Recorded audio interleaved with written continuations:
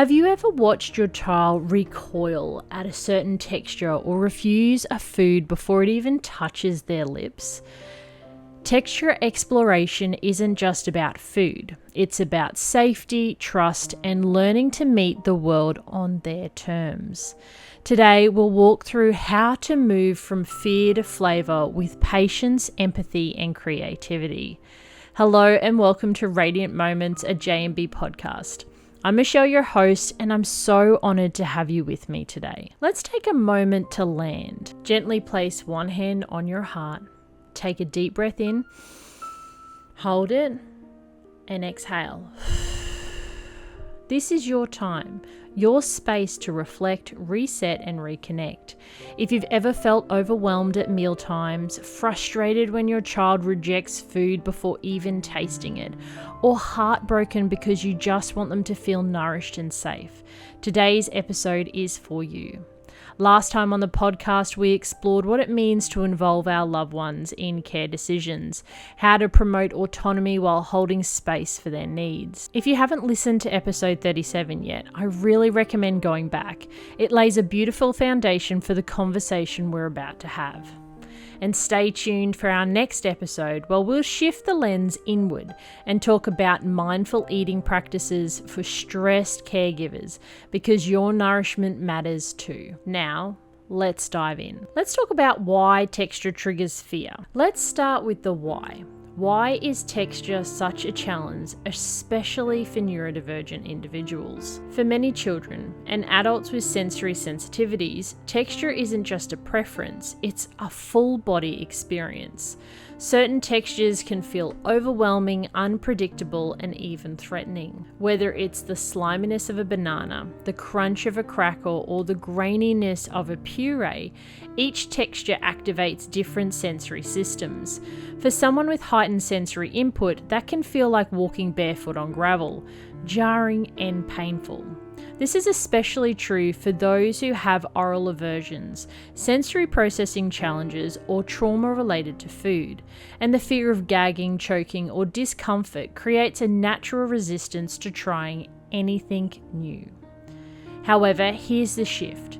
We're not here to force or fix. We're here to invite exploration, to help create experiences where your loved one can feel safe, empowered, and curious. Affirmation 1 for today. I honour my loved one's pace and create space for curiosity without pressure. Trauma-informed texture exploration. When we take a trauma-informed approach to texture exploration, we move away from labels like picky or defiant, and instead we see the child's response for what it often is, a survival strategy. For many neurodivergent individuals, food isn't just food. It's unpredictable, overwhelming, and sometimes painful. Avoidance isn't misbehaviour. It's a nervous system doing its best to stay safe. So how do we gently invite them into exploration without triggering fear or shutdown? Well, number 1, we start with play. Food doesn't have to begin on the plate or even near the mouth.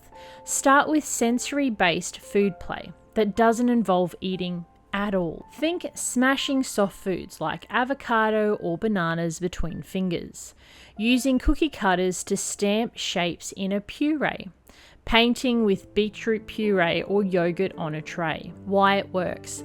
Play activates curiosity and reduces pressure. The brain shifts from defense to discovery. Number 2, introduce visual supports. Many kids, especially those with sensory processing or communication challenges, benefit from clear visuals. Use a texture ladder or food exploration chart that shows small, safe steps. I look at it with my eyes, I touch it with a spoon, I squish it with my fingers, I smell it with my nose, I lick it with my tongue, I taste it and spat it out if needed, I swallowed it. Each step is celebrated, not rushed, and each step has a correlating image. This is a pro tip. Let them place stickers or draw symbols as they progress. It gives ownership and a sense of accomplishment. However, every home is different, so use the system that works for you when celebrating.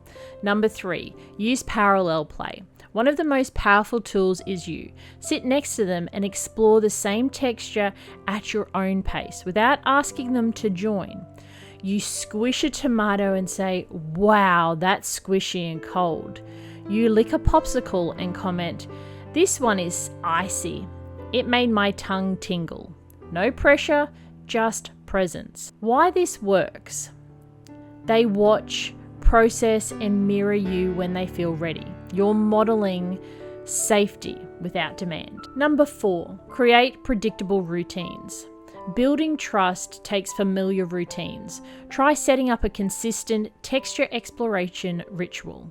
Use the same mat or tray, play calming music, or even the same song each time. Diffuse a scent they find soothing, or not. Begin and end with the same greeting and closing phrases. These rituals act as cues of safety and predictability in an otherwise uncertain sensory experience. Remember, they don't need to swallow something new today for it to count as progress. Every tiny step forward, every curious glance, every brave touch is worthy of celebration. Progress doesn't look like perfection, it looks like participation, however small. Affirmation number 2. Progress is not always linear.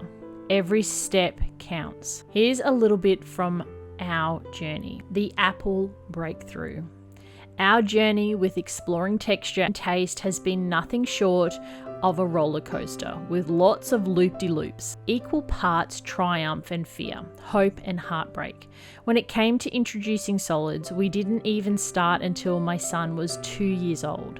For him, food wasn't just food. It was a source of pain, a trigger. If something didn't agree with his digestive system, the result was often hours of discomfort and distress. That pain created a deep, understandable trauma response.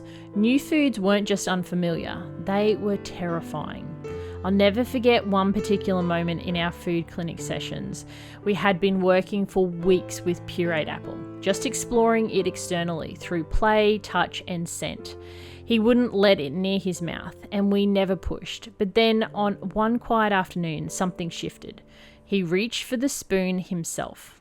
He took the tiniest taste, moved it around in his mouth, and for the first time, actually swallowed it. No gagging, no flapping, no tears, no panic, just acceptance. I locked eyes with the therapist and we both had tears streaming down our faces.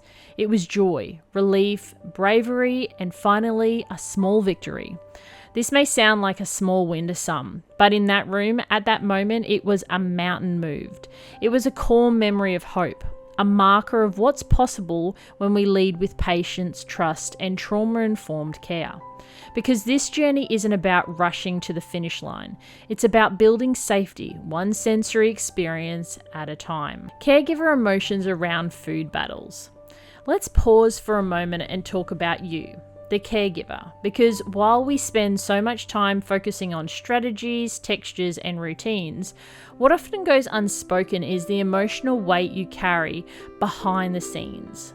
Watching your loved one struggle with food is more than frustrating. It's heartbreaking. It's confusing, it's lonely, and it's often laced with guilt, fear, and even grief. You might catch yourself thinking, am I failing them? Why is this so hard? It's just food. What if they never enjoy mealtimes? What if they never eat normally? Why does everyone else's child seem to eat with no problem? If you've ever had these thoughts, you're not alone. The emotional toll of food-related challenges can run deep, especially when meals become battlegrounds or when your best efforts are met with rejection. And over time, this can lead to burnout, resentment, and that awful inner voice that whispers, I am not doing enough. Here's the truth. You are not failing. You are showing up again and again, trying to help your loved one build a safe relationship with food. That is incredibly brave and deeply loving work. And maybe, just maybe, it's time to shift the goalpost. Instead of aiming for a clean plate, what if we focused on something softer? Feeling safe around food, being curious rather than fearful, creating positive associations with mealtimes, creating connection over consumption. Because nourishment isn't just about calories, it's about comfort, presence, and progress at your loved one's pace. Try this. Keep a texture wins journal. Grab a notepad or digital note on your phone and start jotting down even the tiniest wins. Not the ate a full meal kind, but the small, beautiful ones, like held a piece of pasta today. Didn't gag when yogurt was near. Let me put sauce on the same place as their rice. These micro moments are major. They show forward motion, even when the outside world can't see it yet. Here's a bonus idea. End each journal entry with how you felt. Proud, relieved, still a little worried but hopeful. This creates space for your emotions too. I want you to remember your feelings matter in this process. You deserve support, you deserve compassion, and you're doing so much better than you think. Third affirmation. I release the pressure and embrace the process. I am guided with love, not perfection. Try this texture exploration toolkit. This week, I invite you to choose one new tool to explore texture with your loved one. Number 1, try sensory play using safe foods like mashed potato, jelly, or watermelon. Number 2, use a texture tracking chart, stickers, smiley faces, whatever your child enjoys. Number 3, create a food play box with tongs, spoons, and squishy textures they can explore without the expectation to eat. Affirmation. I support my loved one's journey with patience, creativity, and love. Thank you for joining me on this gentle and empowering episode of Radiant Moments. If this episode spoke to you, please consider sharing it with someone in your community. It helps others feel less alone on this journey. And don't forget to check out episode 3 if you haven't already. It's where this whole conversation around texture exploration first began. Next time on Radiant Moments, we're diving into the power of the pause, how mindful eating can help caregivers reconnect with themselves during even the most chaotic days. Until then, stay radiant, stay empowered, and keep holding space for curiosity, one bite at a time.